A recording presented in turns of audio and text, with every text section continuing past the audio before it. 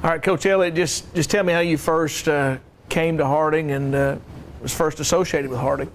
Well, I guess it was through my inheritance. My dad, mom both came here, and I really never ever had a choice or thought about it going anywhere else.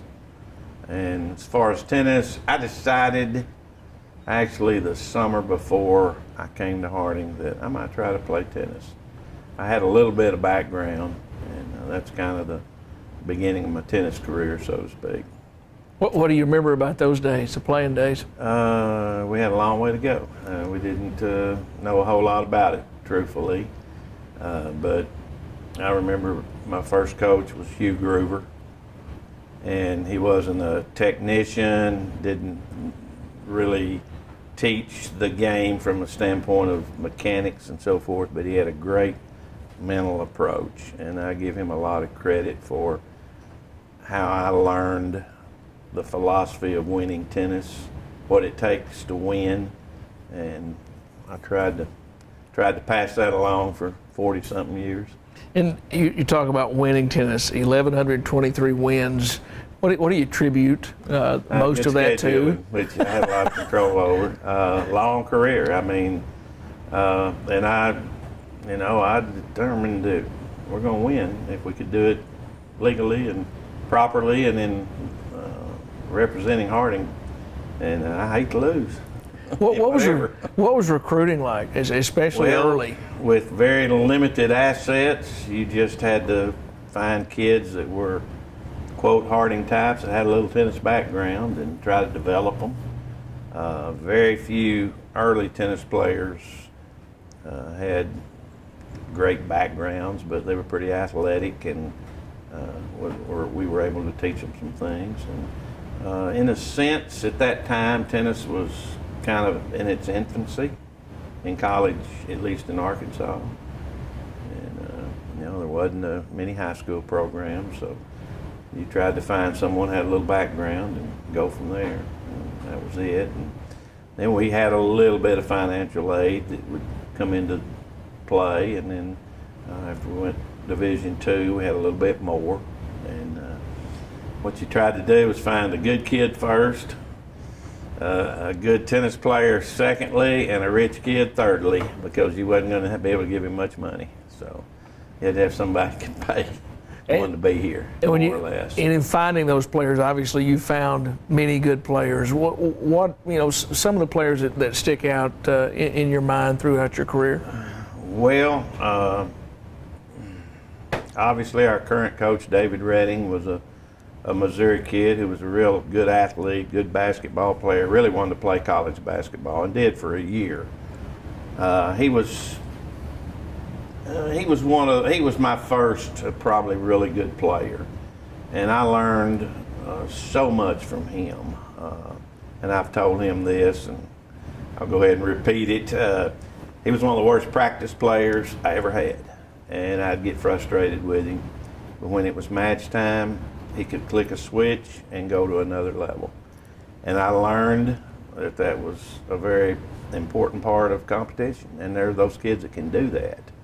And usually they're the ones that are really going to win. Those kids that are great in practice, a lot of times leave it in practice and don't have any way to raise themselves up when it's really on the line. And he's the best at that I ever coached. And then I got some inroads. I had a good friend at Oral Roberts, Coach Bertus Duke, who's still alive, still stays in contact. He actually introduced me to tennis in junior high at Newport. Anyway, that's off the subject, but I watched him take a team in its second year to the top 4 in the NCAA with Oral Roberts. So I quickly tried to determine what he did. Of course, he had scholarship money, but he went all international. And that was pretty much the name of the game. And he helped me with some ideas, and we were able to get a kid or two. And they're your best recruiters. For years we had a really good connection to Mexico. And I'd get a kid in that was a good player, good kid, good Harding fit. He'd tell me about a friend and a friend and a friend. So for several years there, we had a lot of Mexicans, mixed in an occasional European and an occasional American and so forth. Most of the time, I wouldn't say we were 50-50 at our best teams, but we always had some American kids that were in our lineup in most cases. But anyway, and I had some Brazilian connections, and that's still kind of with us today.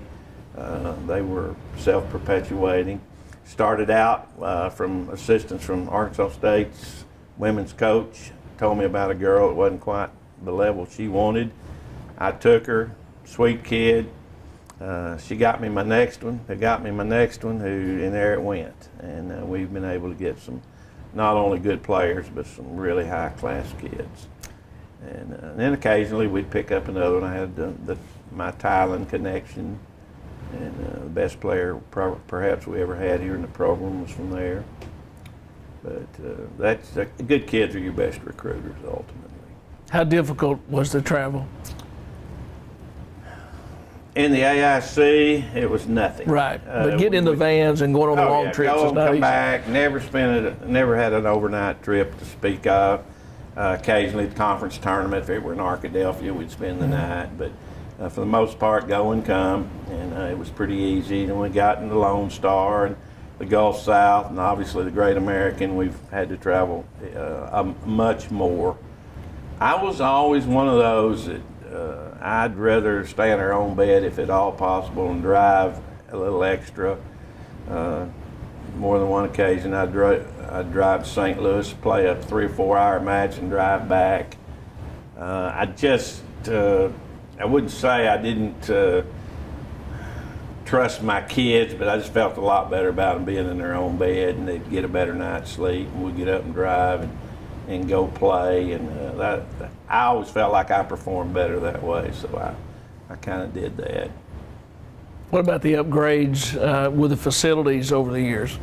That's been great. We started out right over there on Benson, right there about where the stage is, with 5 old concrete courts, and that's where I started playing when I played at Harding. And fortunately, by the time I got to coaching, shortly thereafter, we moved behind Rhodes here, and we had 8 courts, which were decent, one of the better facilities in the conference.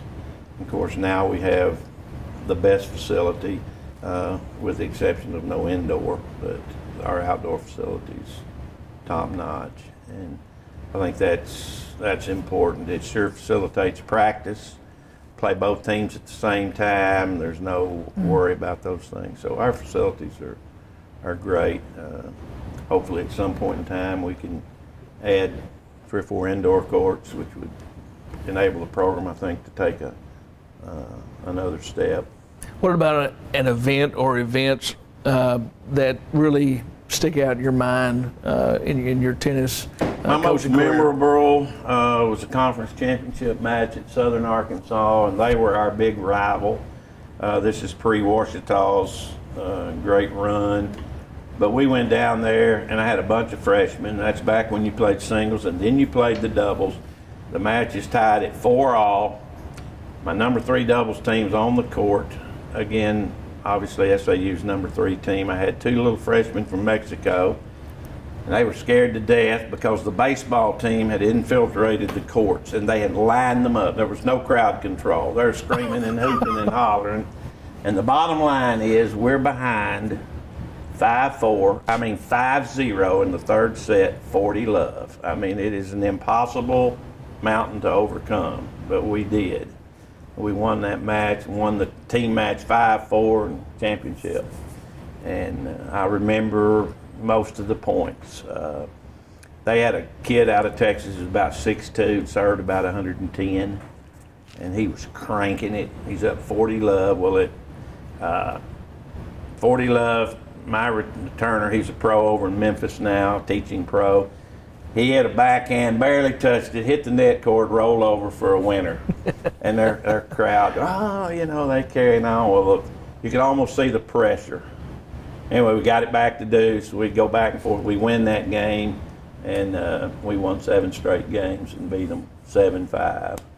And it was just luck. I mean, you could never expect that to ever happen. But that probably stands out. We may have had some bigger wins a time or two, but that was a mountain climb so to speak. What about the best team that you feel like that you coached in tennis? Well, obviously from the standpoint of national prominence, I guess it was 92. We finished top 10. We finished actually 9th in the NAIA, and it was a very deep team, accomplished a lot. We had 3 kids make All-American that year. The best team was probably the year before I retired or the year before that, as far as talent, but we were playing better talent, and so the results may have not been quite as good. My last team to go to nationals, Miami, was our coach before our current coach that was here for just a brief time. Marco Ruiz was on that team as well as his brother, and we went to national. I believe that was the year before I retired, but I'm not positive about the times. And now it wasn't only tennis that you coached here at Harding. You were also assistant women's basketball coach in the late 80s. And women's tennis too, Okay. our women's team. Yeah. I guess one of my best women's memories was our very first team, and it was just put together. It was June or July when the word came we're going to start women's tennis, and so I'm scurrying around, and there were 3 or 4 girls in school could play a little bit, and anyway, I put together a team and got one recruit out of Texas, was our number 1 girl, and we were down to just the very end for the championship, and I wanted to win. That's probably more than any other one, but we didn't quite make it. That was our first girls team, maybe 90 or 91, somewhere in there. Yes, basketball. I guess the thing, of course, I became good friends with our athletic director, who was our girls coach, and he had no help at the time whatsoever, and I kind of volunteered, and he asked me, and he still didn't have much help, but he had a loyal supporter, and I felt like I could recruit, and that was the greatest thing I could bring to the table, was go out here and find talent and go get them. And I enjoyed that. That was a great experience, and it was during a great run of women's basketball. And I think only recently has anything surpassed that.